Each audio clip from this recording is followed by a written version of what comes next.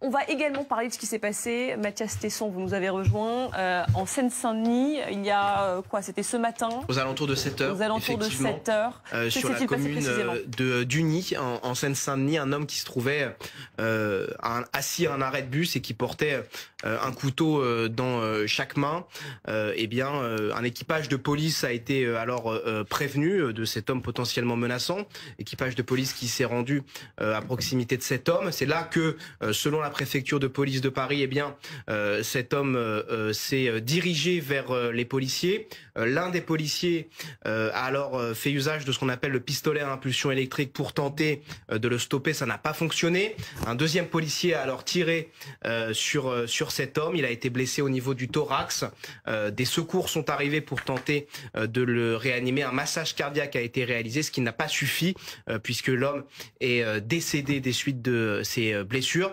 Deux enquêtes ont été ouvertes. L'une confiée à la Sûreté territoriale du 93 qui concerne ce qui pourrait être qualifié de tentative d'homicide sur les policiers de la part de cet homme qui portait donc des couteaux. Et autre enquête confiée à l'IGPN sur les conditions de riposte, c'est-à-dire les tirs effectués par les policiers qui ont donc tué cet individu potentiellement menaçant. On est avec notre invité Benjamin Camboulive, porte-parole Alternative Police CFDT. Merci d'être avec nous. Une réaction à ce qui s'est passé. Donc, le suspect a été tué après avoir menacé des policiers en Seine-Saint-Denis.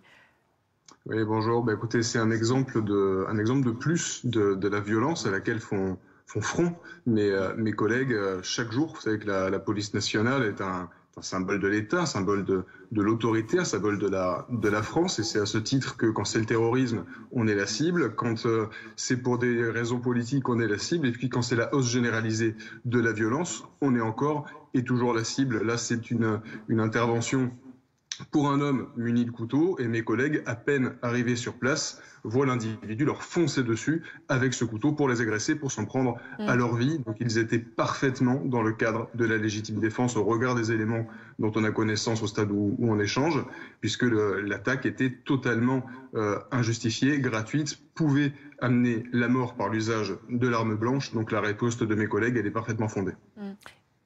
Dans ce climat général, est-ce que les policiers se préparent de plus en plus à ce genre de situation voilà, en l'occurrence, un homme qui se jette sur eux armé d'un couteau. On se prépare à ce genre de situation de plus en plus en tant que policier?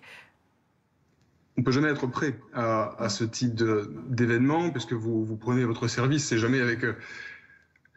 en ayant à l'esprit qu'un tel événement peut arriver, mais malheureusement l'accumulation des situations, je pense en vous disant cela à l'attentat de Mulhouse, montre bien que toutes les forces de sécurité sont impactées par ces événements qui peuvent se produire, et ça nous montre la nécessité, l'urgence de renforcer tout le continuum de sécurité, puisque là ce sont des policiers nationaux aujourd'hui, c'était des policiers municipaux à Mulhouse, ça peut être des gendarmes. La violence et les raisons qui l'entraînent se multiplient, et nous devons répondre avec une chaîne ministérielle globale qui va de la police, qui va à la justice, qui passe par l'éducation. Il nous faut vraiment une réponse de fond avec des moyens, notamment pour la police, des moyens matériels et légaux.